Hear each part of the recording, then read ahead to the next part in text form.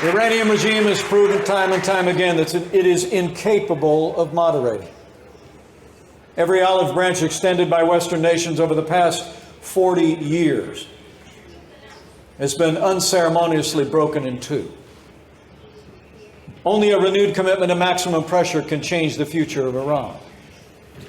And that must include recognition and strong support for the organized resistance, so well represented here today.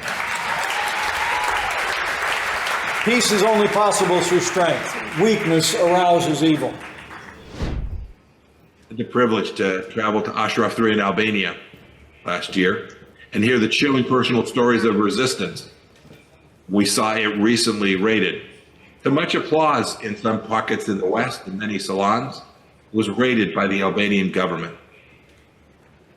We should be clear, every one of us. This sort of action only happens when our leaders are more interested in appeasing the Iranian regime and cutting a deal than in standing with the Iranian people. And that any such deal, formal, informal, or otherwise, would be a calamity for the Iranian people and for the world.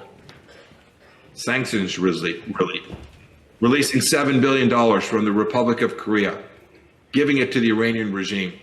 As President Biden and Rob Malley are abandoning the Iranian people and enriching their presence, we cannot permit this to happen because the regime is committed to crushing its own people and spreading terror and mayhem abroad.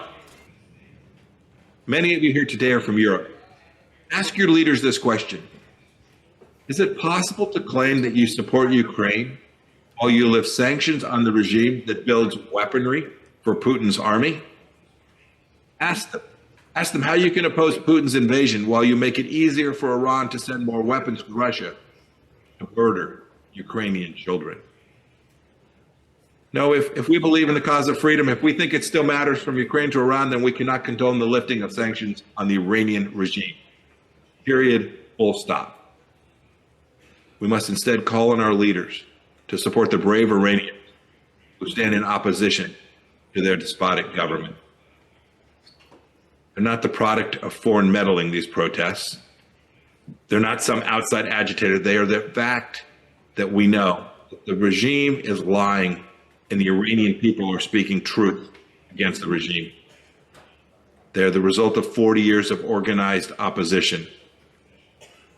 Now I pray that this will be the time for America and all nations who value freedom to truly support them. This failed U.S. policy that we're seeing today. We can't negotiate with men like Raisi. His crimes against humanity back in 1988 and the crimes he is now committing every day make him unsuited to even have a conversation with decent human beings. Friends, the only realistic policy in dealing with this regime is not fear and weakness, it is determination and strength. It is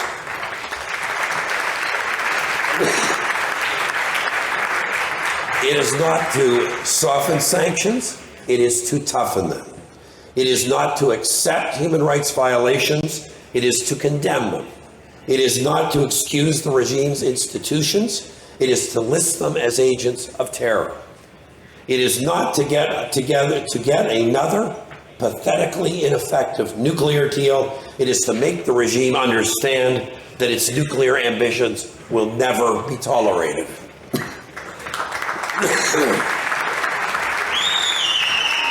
And friends, it is not to strengthen relations with this vile regime.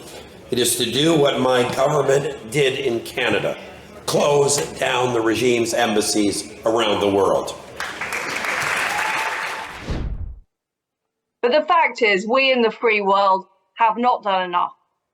Our governments have not done enough. to stand up to these authoritarian regimes. There's been too much appeasement. There's been too much wishful thinking. There's been too much hope that things would change when it was evident that things were not going to change and have not changed. So we need to be clear that we won't continue to tolerate this tyranny. We won't treat these countries as part of the normal international system. They won't have access in the same way they had to our trade, to our opportunities, to our systems that they've had in the past. We have to be very clear about that. And there are three things we should be specifically doing with respect to Iran. Make that very clear to the regime. First of all, Iran must not get nuclear weapons. The second thing we must do is we must back the brave women of Iran. It's hugely inspiring to see women under threat for their lives, for their futures, for their freedom, prepared to demonstrate against the appalling regime and the human rights abuses they're subject to. And we must back them in that fight. And we must also work together as free democracies to stop the use of state hostage taking and stop unfair detention taking place. Probably the most critical thing keeping them in power today is the outside assistance provided by the West and others to the regime. There's a lot of blame to go around here. None of us is guiltless.